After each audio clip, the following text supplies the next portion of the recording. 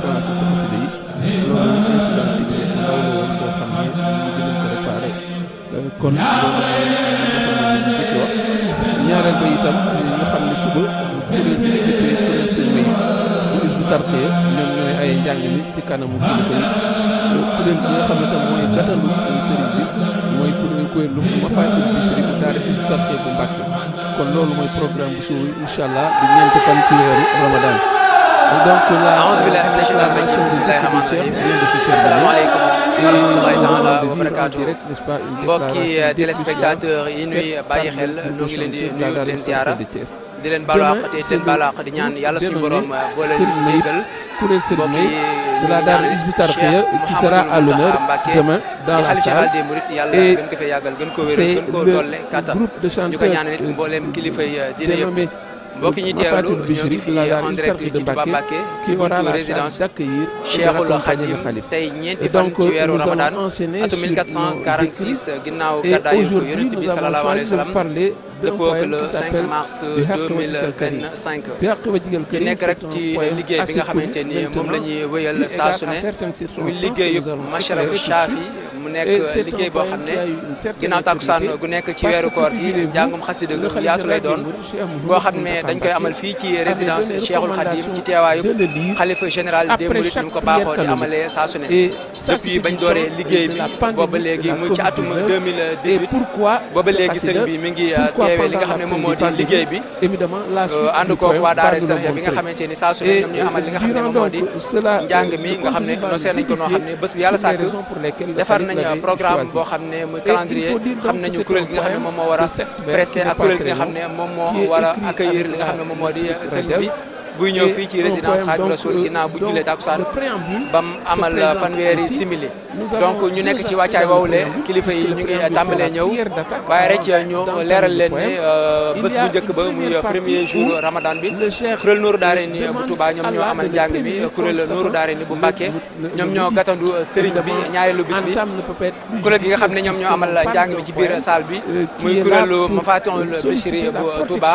ñi nga xam ne ñoom ñoo doon accueillir sëñ bi moom mooy kuréel bi nga xamante ni moom moo di kuréel Muxaddamatul Xidma bu Touba ñetteelu bés bi ni ki démb kuréel Nuuru Daarayni bi nga xam ne moom moo di kuréel Nuuru Daarayni bu Thiès ñoom ñoo amal njàng mi ci biir salle bi ñi nga xam ne ñoom ñoo doon accueillir sëriñ bi mooy kuréel Jaalibatul Maraaxib bu Touba tey jii nag di ñeenti fan ci weeru koor gi kuréel gi nga xam ne moom mooy amal njàng mi ci biir salle bi moom mooy kuréel bi nga xamante ni moom mooy kuréel Serigne Mayib Gueye ñoom ñooy amal li nga xam ne moom moo di njàngum xasida gi ci biir salle Serigne Moustapha Bassirou bi waaye kuréel gi nga xam ne ñoom ñooy accueillir Serigne bi mooy kuréel Mafaatihul Bichri bu Touba donc loolee lañ fas yéene àndaat ak yéen rek incha allahu rabbi ci liggéey bi nga xamante ni moom mooy am fii ci résidence Cheikhul Khadim ñu fas yéene ànd rek daal di dugg ci biir neskis ngir fas yéene am li nga xam ne moom moo di réaction yenn kilifa yi nga xam ne dañuy ñëw fii ci Mashrabu Chafi fii ci résidence Cheikhul Khadim ni ñu leen ko waxee rek fii ci suñu ginnaaw gis ngeen ñi nga xam ne ñoom ñoo di kuréelu Mafaatihul Bichri bi déjà ñu ngi sur place ngir fas yéene tàmbali li nga xamante ni moom mooy njàngu xasida gi bu sëriñ bi di ñëw rek ci teewaayu sëriñ Youssou Diop mi nga xam ne mooy jëwriñu daara Hizbut Tarqiyyah nga xam ne bés bi yàlla sàkk fii lay taxaw ànd kook yenn jëwriñ yi ngir accueillir ñi nga xamante ni ñoom ñoo di Cheikh Mouhamadoul Mountakha Mbacké moom sëriñ Bassirou nga xam ne saa su ne moom it buy ñëw day ànd ak ay jëwrinam bokk na ci sëñ Moussa Nawel mi nga xam ne moom it saa su ne liggéey bu am solo lay def ci entourage sëñ bi ci li nga xam ne moom moo jëm ci protocole bi ci li nga xam ne moom moo jëm ci sécurité bi ànd kook ñi nga xam ne ñoo di kilifa yëpp ñoom Serigne Galas Kaltoom ak yeneen kilifa yi nga xam ne muy ndongoy tarbiya yi nga xam ne ñoo nekkee ci kër Cheikh Mamadou Mountakha ñoom ñëpp di jàpp ci li nga xam ne moom moo di liggéey bi loolee nag la ñuy wéyal daara Hizbut Tarqiyyah jël nañ matuwaay yu am solo fii ci résidence bi ci mbooleem loo xam ne dafa jëm ci wàllum organisation ci fànn gu nekk nag sànq rek ñu koy leeral li nga xam ne moom moo jëm ci wàllum kuréel gi defar nañ calendrier boo xamante ni diirub weeru koor gi bés bu yàlla sàkk xam nañ kuréel gi nga xam ne moom mooy presté waaye xam nañ kuréel gi nga xam ne moom mooy accueillir sëriñ bi loolee lépp ñi nga xam ne ñoom ñoo di waa conservatoire bu daara Hizbut Tarqiyyah def nañ ci liggéey bu am solo nos ko nosin boo xamante ni jël nañ kuréel yi nga xamante ni ñoom lañ gën a tàmm ne seenum njàng moom mooy gën ci teewaayu ko Cheikh Mouhamadoul Mountakha daal di koy amal fii ci grande salle bi waaye noonu lañ jëlee ay matuwaay ci yeneen i fànn yu bëree bëri moo xam organisation bi la ndax ñi nga xam ne ñoom ñooy ñëw ñu xam fi ñu leen féetale waaye it jël ay matuwaay ci wàllum kaaraange muy sécurité bi ñi nga xam ne ñoom ñoo yor kaaraange gi muy waa police di ci liggéey ak élément yi nga xam ne ñoo yor wàllum sécurité ci daara Hizbut Tarqiyyah ñooñu ñëpp ñu ngi def liggéey bu am solo ngir mboolem li nga xam ne moo di mashrabu Chafia fii ci résidence Cheikhul Khadim ñu mën ko fay amal ci li nga xamante ni noonu la gën a lee mbokk yi ñu nuyu baax a baax mbokki téléspectateurs yi nga xam ne ñoom ñuy bàyyi xel fu nekk ci biir réew mi ak ci bitim réew ndax jamono bi bokkal bi nga xam ne dañoo nekkee ci diaspora bi ñu ngi bàyyi xel bu baax a baax ci mashrabu Chafia bi ndax bëri na ci ñoo xamante ni jamono bi da leen di fekk seen bërëbu liggéeyukaay waaye dañuy bàyyi xel bu baax a baax li nga xam ne moom moo di jotaay bi ba tax na ñii ñu koy jàpp ci seen i ordinateur ñii dañoo nekk ci seen bërëbu liggéeyukaay yi duñ ko wuute benn yoon ci seen i téléphone waaye it ñi nga xam ne dañoo nekk jamono bi ci seen kër yi ñoom it dañuy bàyyi xel bu baax a baax li nga xam ne moom moo di jotaay bi fii ci biir réew mi di Sénégal ba foofee ca bitim réew ñu ngi leen di nuyuwaat bu baax a baax leen ziar nga xam ne jotaay bi jotaay la bu am solo boo xamante ni ñii fi nekk bëgguñ di ko wuute muy Touba Mbacké waaye tamit ñi nga xam ne nekkuñ ci biir Touba ñoom it bëgguñ di ko wuute ñu ngi bàyyi xel bu baax a baax li nga xam ne moom moo di jataay bi ci mboolem plateforme yi nga xam ne actuellement ñooy diffuser en direct li nga xam ne moom moo di événement bi di mashrabu Chafia édition 2025 kon mbokk téléspectateurs yi ñu ànd ak yéen ñu dugg rek ci biir ñu taataan yenn kàddu yi nga xamante ni lay bàyyi ko ci kilifa yi nga xamante ni ñoom ñoo ñëw fii ci mashrabu Chafia bi ànd ak Cheikh Mouhamadoul Mountakha jotaay bu am solo bi nga xamante ni bés bi yàlla sàkk noonu lañ ko wéyalee ba keroog bi bëgg a ndogu ñu daal di ñaan daal di yeewee kon ñu dugg ci biir daal di jël yenn réaction yenn kilifa yi. Tu as effacé la totalité de mes défauts, ô toi qui m'as accordé mes souhaits et la sécurité. Et le verset 5 est encore plus marquant parce que la demande migre maintenant vers la certitude. C'était une demande, mais c'est une certitude maintenant, puisque le cheikh dit Qat'an. Qat'an est une particule qui est un indicateur de degré de certitude. Là, on n'est même plus dans la demande, on est dans la certitude. Voyez donc, la baraka qui est rattachée aux écrits du cheikh est également très présente ici. Donc, il dit de manière certaine, Allah protège les miens. Donc, Qat'an est une particule qui est un indicateur de degré de certitude que l'on utilise en arabe. Les versets sont encore plus marquants parce qu'il y a une note d'espoir, un optimisme profond qui fait oublier la tristesse des fléaux. Oui, parce que le poème, nous l'avions dit au départ, c'était pour se prémunir contre la pandémie, mais il dit au vers 6, l'oppression, c'est dirigé, l'oppression dirigée contre moi, c'est dissipé. Plus jamais je ne serai opprimé. Ceux qui m'ont opprimé, dorénavant me craindront. Allusion marquante, flagrante par rapport à cette cascade d'injustice et de tout tordu qu'il a subi, cette exil forcé qu'on a fait, mais le chef m'en accuse. Il montre que les choses étaient carabinées, mais ça c'est par une victoire éclatante, même si le poème est un poème de demande de protection, évidemment cela ne peut pas manquer. Et finalement, on va voir que le verset est également un effet particulier parce qu'il fait oublier la demande de protection. La demande de protection, on est dans un poème qui exulte. Et la demande de protection qui n'exclut pas la reconnaissance. C'est un enseignement, c'est une pédagogie qui montre que l'Éternel dit m'a surpris par une joie définitive. Alors le terme joie paraît atypique dans un poème comme celui-ci, mais c'est une manière pour le cheikh de montrer que même s'il y a la pandémie qui est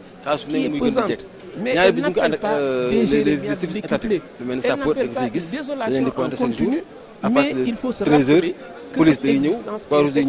et de malheur, elle est faite d'ombre et de lumière, et au plus profond de la lumière, l'ombre peut survenir. Au plus profond de l'ombre, la lumière également peut survenir. Les gens doivent savoir, n'est-ce pas, concilier ces deux réalités qui sont au cœur de la vie. C'est pourquoi le mot de la fin, il le réserve à un très bon nom du prophète qu'il appelle Hadi Bachir. Il l'appelle le guide qui gratifie de la béatitude, ce qui ne pouvait pas mën a gis image njàng mi waaye salle bi it ñi fi mën a nekk rek ñoo fi mën a ne feesee ñu fexe ba orienté nit ñi mais liggéey bi ci ëpp solo daal bu yéen yor mooy fexe ba waxtu wu ne fu ay mën a nekk ci téléphone ci télévision mu ci ànd loolu yombal na bu baax a baax liggéey bi it dañ ko ànd suñu mbokk Baye Fall ndax kër yi ku ne xam na ne genn kër la kon suñ ko àndee bokk ko kenn ku ci ne façon moom du nekk rek ngay nekk façon borom nekk nga bàyyi ko loolu tax ndogu yeeg njàng mi lépp day ànd ak si kat ànd ak benn ambiance boo xamante ne bi kenn du yàqal moom loolu lépp sëñ bi la ndax dañoo bokk lu ñu mën a séddoo loolu ci am solo la kon daal loolu mooy mbiri daal jërëjëf sëñ Amadou Sidi Samb ci leeral yu am solo yooyu kon mbokki téléspectateurs yi lii mooy li nga xamante ni mooy présentation wala plateau d'ouverture bu tey ji di ñeenti fan ci weeru koor atum 1446 ginnaaw gàddaay gi njàng mi door na fii ci suñu ginnaaw ci kuréel Mafatihul Bichri bi nga xam ne moom mooy accueillir présentement sëriñ bi niñ leen ko fàttalee sànq rek ci kilifa yi ñu ngi ñëw dañuy remettre antenne bi waa régie ñu wéyal liggéey bi foofee laata ñuy jox ki nga xam ne moom moo di sëriñ Mansour Seck mu wéyal liggéey bi nga xamante ni moo jëm ci leeral kuréel gi jàng ak li nga xam ne moom moo di programme bi.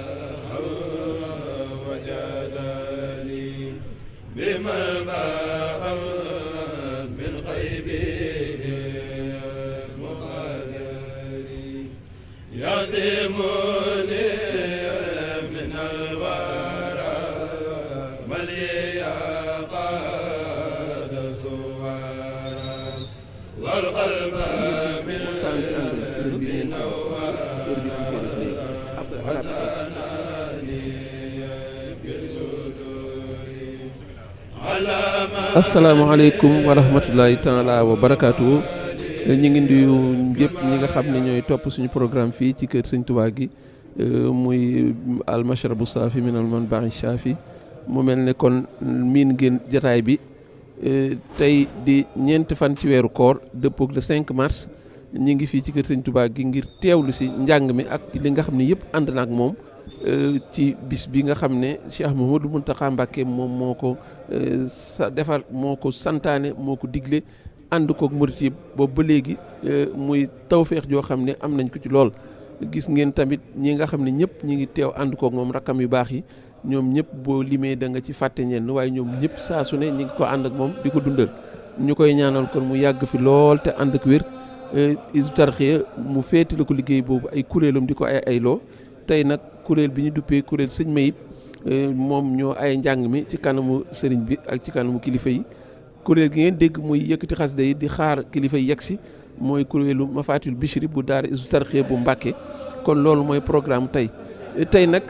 am na soppiku goo xam ne bëgg nañ leen ko jottali tey muy loo xam ni suñu mbokk téléspectateurs yi ak internautes yi ñëpp ñu ngi ko doon laaj muy waxtaan wi nga xam ne dañ ko daan faral di def ci français ginnaaw bu ñu defee waxtaan njàng mi ba noppi fexe nañu ba léegi dinañ ci dugal yeneen ñaari langue internationale lu mel ne anglais lu mel ne arabe nga xam ne balaa ñuy jàng ci la ñuy jël ñoom ku ci ne jël benn bunt ci benn xasida ñii leeral ko ci arabe ñii leeral ko ci anglais kon loolu mooy soppat bi nga xam ne am na fi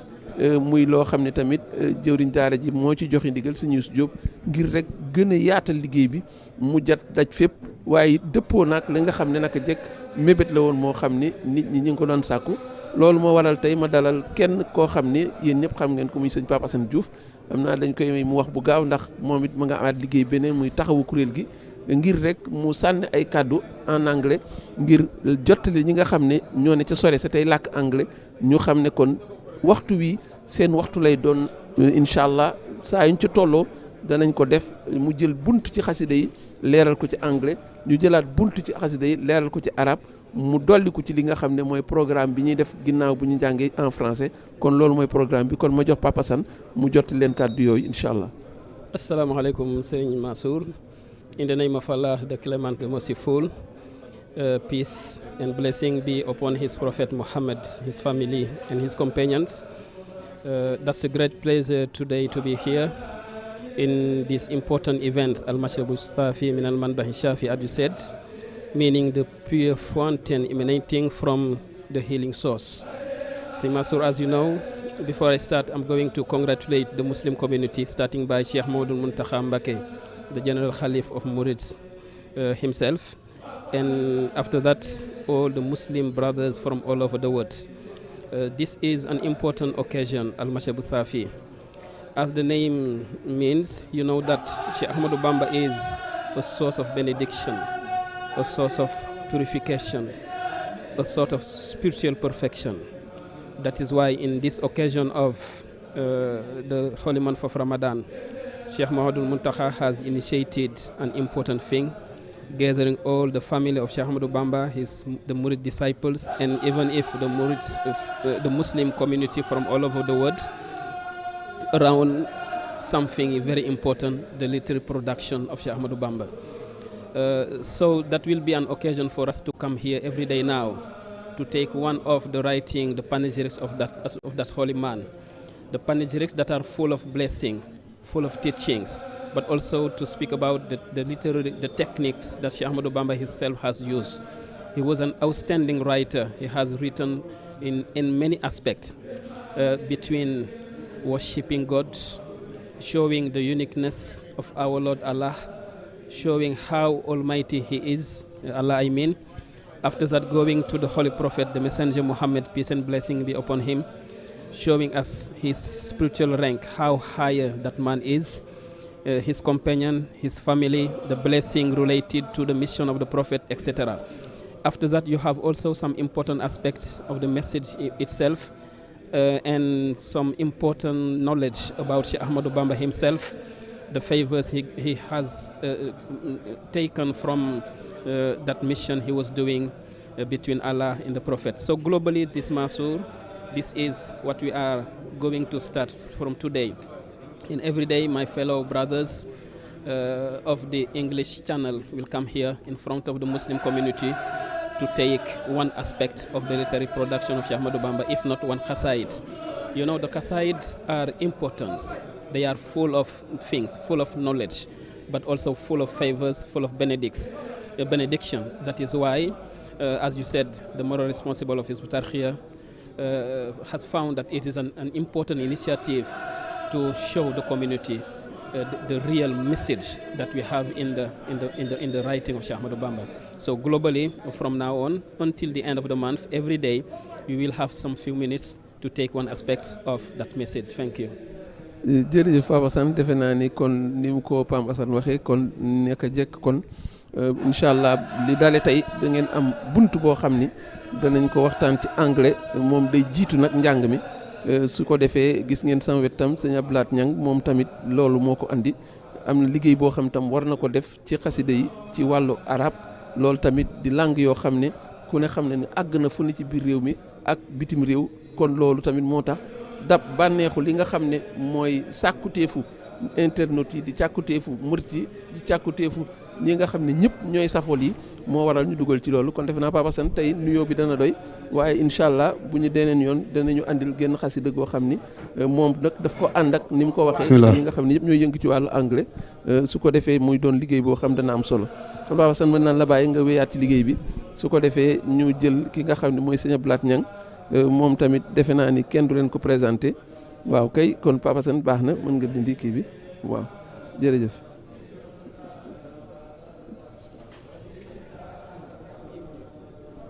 kon sëñ Abdou Lahad ñu ngi lay nuyu bu baax di la ziar bu baax di bëgg lool ci sa teewaay fii tey muy liggéey boo xam ni naka jekk dañ ko mës a ànd lii da ciy beneen tomb rek waaye naka jekk mësuñu tàqalikoo ci biir liggéey bi sëñ Tuubaa bi kon li nga xam ne kon mooy moo waral jataay bi kon wax nañ leen ko li dale tey dañu bëgg yaatal liggéey boobu ñu doon def ci xasida yi ci français gannaaw njàng mi dañu bëgg dolli ci liggéey boo xam ne danañ ko def ci anglais danañ ko def ci arabe liggéey boobu jëm ci arabe nag moo waral ñu dalal ku mel ne sëñ Abdou Lahad Niang mii nga xam ne kenn du leen ko présenté ti ngir mu jottali kàddu yoo xam ni mooy wane ne bis ni ki tey loolu dana tàmbali moom nag dafa def sax jéego yu gën a gaaw ndax moom yamul ci présenté ak wax ne day tàmbali waaye tànn na bunt boo xam ne dana ko waxtaan ci Jazbul Qulub su ko defee mu doon loo xam ni mooy séq njàng mi moom dana tàmbali ak waa anglais itam tàmbali su ko defee bu njàng mi àggee nag ñu jëlaat bu français bi kon sëñ Abdou Lahad bisimilah. bismillahi irrahmani irrahim wa sallallahu wa sallama ala mawlana alhaadi al amin sayidina muhammadin wa ala alihi wa sahbihi ajmain wa man tabiahum bi imanin wa islamin wa ihsan ila yawmi ddin siyadat almushahidin li qanati almuridiya tv mubasharatan min maqarri min maskani cheikh alxadim nuxayikum wa nuqaddimu ilaykum atyaba altahani بمناسبة شهر رمضان المبارك هذا الشهر الذي يتميز في هذه المدينة المباركة بقراءة القرآن الكريم وقراءة أيضا القصائد الخديمية خلال شهر رمضان بعمومه ونحن اليوم إن شاء الله تعالى كما تفضل به الأخ الكريم شيخ منصور سك إننا إن شاء الله تعالى قد سبق أن كنا بدراسة القصائد الخديمية باللغتين الرسميتين في البلاد يعني اللغة الفرنسية وكذلك أيضا اللغة الولفية بالإضافة إلى أن يكون العمل عملا شاملا وواسعا يصل إلى كل البقاع المعمورة في العالم إن شاء الله تعالى فإدارة قناة المريدية تي في ترى من بين ما ترى إنها ستقوم إن شاء الله تعالى إضافة إلى ذلك إن شاء الله ستقوم بأن تعمل اللغة العربية أيضا واللغة الإنجليزية في هذا العمل الجاد إن شاء الله تعالى خلال شهر رمضان في كل يوم تكون معنا إن شاء الله فرقة الإنشاد للقصائد الخديمية إن شاء الله ولكن قبل البداية ستسبقها إن شاء الله تعالى أيضا دراسات تحليلية حول القصائد الخديمية باللغات الثلاث الإنجليزية والعربية والفرنسية إن شاء الله تعالى وكذلك أيضا الولفية وفي البداية بعد التهنئة ونسأل الله تبارك وتعالى أن يكون هذا رمضان مبارك إن شاء الله لجميع المسلمين في كل مكان ونسأل الله تبارك وتعالى أن يعيده علينا سنوات عديدة إن شاء الله تعالى في البداية كما قال الشيخ منصور سك اليوم نقدم إليكم يعني فصلا وجيزا أو دراسة وجيزة حول القصيدة المشهورة المعروفة جذب القلوب وهذه القصيدة من بين القصائد الثلاث التي كتبها الشيخ على نمط واحد على أسلوب واحد وهي مقدمات الأمداح وكذلك أيضا المواهب النافع وجذب القلوب كل قصيدة من هذه القصائد الثلاث التي ألفها الشيخ ألفها على منوال واحد بمعنى في البداية يحمد الله سبحانه وتعالى حمدا يفوق الوصف والصلاة على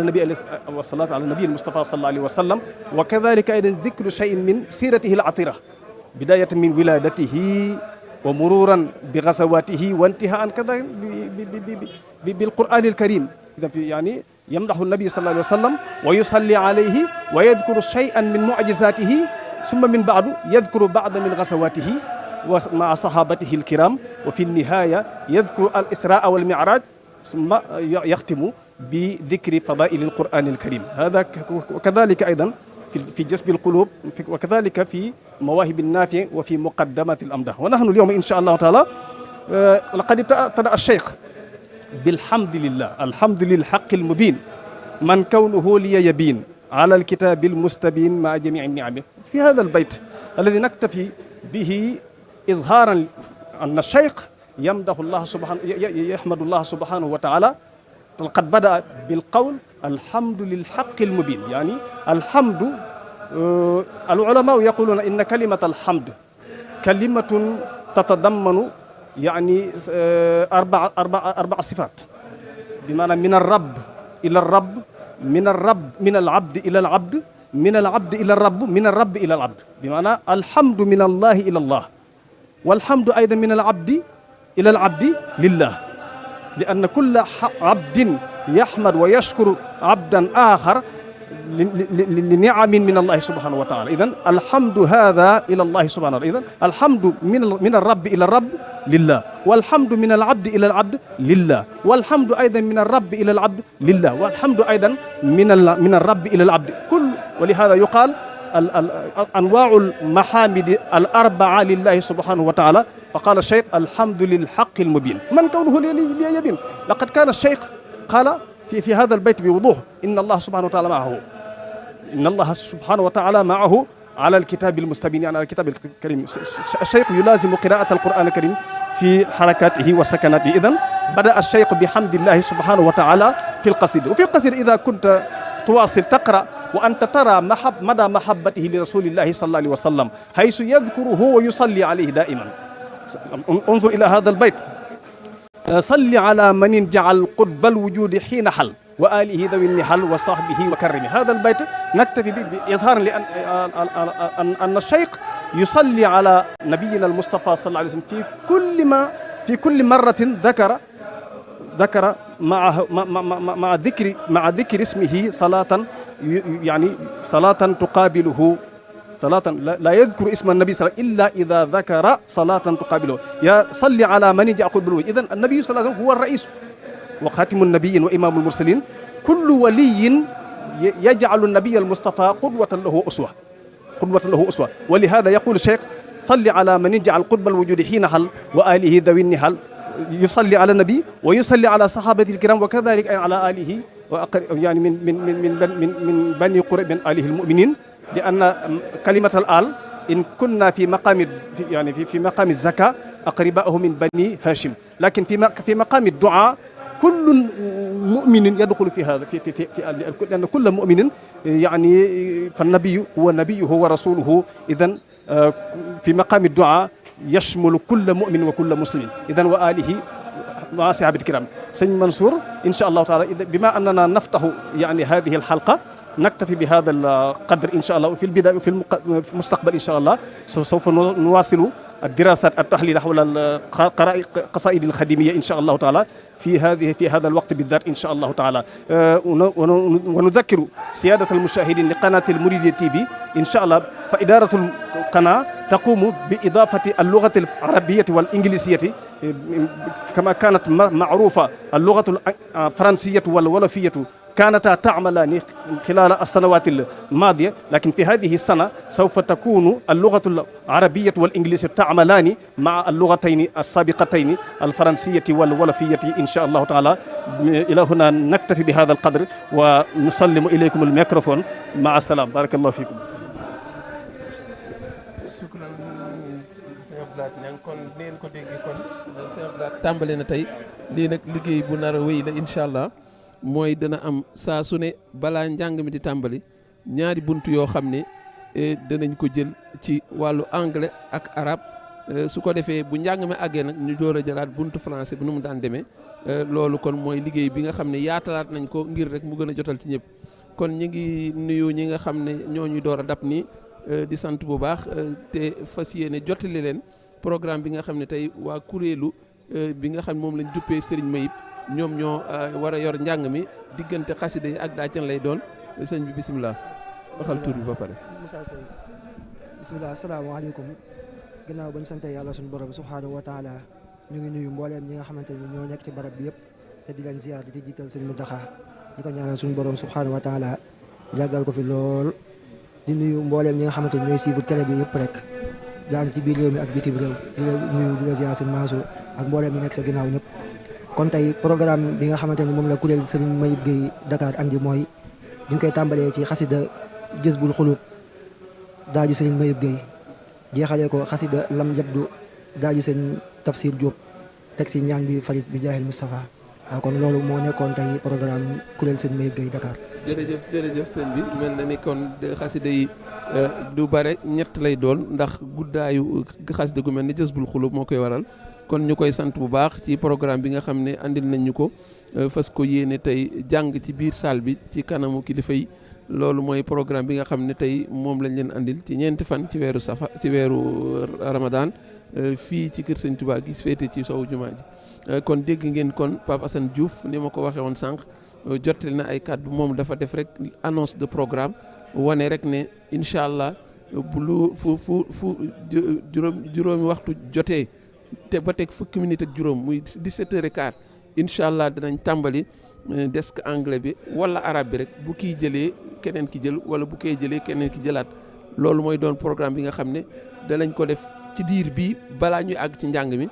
ñoom bu ñu noppee desk anglais bi waa arabe danañ jël ñu ci woo ñi nga xam ne ñëpp xam nañ seen bopp te bokk ci liggéey boobu maa ngi koy woo ku mel ne sëñ Seydou Sy moom moo jiite liggéey boobu ci ñi nga xam ñoo yor anglais bi ñi nga xam tam ñoo yor arabe bi bari na ñoo xam tamit yàgg nañu jëflanteeg ñoom loolu bàyyi nañ ko ci loxo ku mel ne sëñ Lamine Diouf incha allah ak man mii ma ko àndal moom danañ fexe ba fuñ ci toll rek ñi war a ñëw dinañ ñëw jottali fi xam-xam boo xam ne ñi jàng arabe dinañ ko mën a dégg ñi jàng anglais tamit dinañ ko mën a dégg ñi dégg français tamit dinañ ko mën a dégg muy njariñ li nga xam ne moo dëppoo rek tur bi nga xam ne Cheikh Mamadou Mountakha Mbacké jox na ko barab bii al mashrabu saafi min al manbai shaafi kon loolu moom fu rootukaay boo xam ne ñëpp ci war a màndi ñëpp ci war a jëriñ moo waral ñu yaatalaat dolli ci anglais bi dolli ci arabe bi mu fekk si français bi ak wolof bi nga xam ne naka jekk amoon na fi kon sans plus tarder nous allons faire une petite synthèse en attendant l'arrivée de toutes les autorités dans la salle. En ce 4e jour du mois lunaire de Ramadan, nous sommes toujours au même lieu pour les mêmes raisons. C'est la déclamation des écrits de Cheikh Ahmadou Bamba confiés à Hizb ut-Tarqiyyah dont les groupes de chanteurs se relaient chaque jour. Aujourd'hui, c'est le groupe dénommé Kuréel Serigne Mayib. Serigne Mayib, un grand chanteur, une icône de la déclamation des écrits de Cheikh, un des grands disciples qui ont été les pionniers dans ce domaine. Et c'est pour nous attirer la baraka de cet homme qui a œuvré pour Cheikhoul Khadim que nous avons pris le parti de confier, de baptiser ce kuréel du nom de Serigne Mayib Gueye. Il y a aussi que dans le programme, nous avons aujourd'hui une innovation de taille sur recommandation de notre responsable moral, Serigne Youssou Diop. Nous allons aujourd'hui, à partir de maintenant, il y aura des rubriques qui seront bien représentées. L'anglais sera représenté, l'arabe sera représenté, à côté du français et du wolof. Cela va élargir, n'est-ce pas, l'éventail de ceux-là qui nous suivent. Et c'est pourquoi vous avez suivi aujourd'hui ce point qui a été fait par Pape Assane Diouf. C'est le premier point. C'est une prise de contact simplement pour annoncer que désormais, à partir de 17h15, ce sera le desk anglais. Et à partir maintenant de 17h22, 7 minutes ou 8 minutes après, c'est le desk arabe qui va prendre le relais et qui va également faire une sortie et une prestation pour éclairer des écrits du vénéré Cheikh Ahmadou Bamba. C'est l'innovation de taille en ce 4e jour du mois lunaire de Ramadan. Et vous verrez donc que ce sera un programme qui de plus en plus va s'enrichir. Plus les jours passent, plus il sera enrichi, mais au grand bonheur de tous ceux-là qui nous suivent, parce que nous avons une dette, n'est-ce pas, de satisfaction envers de tous ceux-là qui sont des aficionados de Hizb ut-Tarqiyyah, de Mashrabou Safi, dirait-on, puisque c'est un programme commun autour duquel il y a tous les frères condisciples et l'objectif, il est unique, quel que soit le groupe auquel chacun appartient, mais la volonté est la même, c'est satisfaire à ce que Serigne Mountakha Mbacké, n'est-ce pas, a demandé, faire en sorte que ce qu'il veut se transforme en réalité. C'est pourquoi de plus en plus on parlera de Mashrabou Safi. C'est devenu, n'est-ce pas, une marque, c'est devenu une présence, c'est devenu une réalité, mais autour de laquelle, n'est-ce pas, tous les mourides, tous les disciples, tous les musulmans gravitent au grand bonheur, n'est-ce pas, de l'islam, puisque c'est l'islam qui en sort grandi, ragaillardi, revigoré, parce que simplement l'objectif est de faire en sorte que ceux-là qui vivent le Ramadan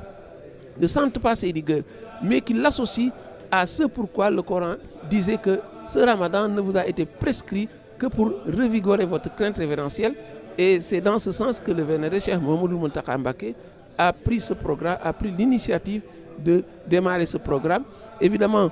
c'est un temps qui nous reste encore pour présenter, mais vous verrez que plus les choses avancent, plus tout ce temps-là sera consacré, n'est-ce pas, aux sorties en anglais et les sorties qu'on fera en arabe. C'est donc une innovation de taille que vous allez vivre en même temps. Je rappelais également que le groupe qui était en train de déclamer demain,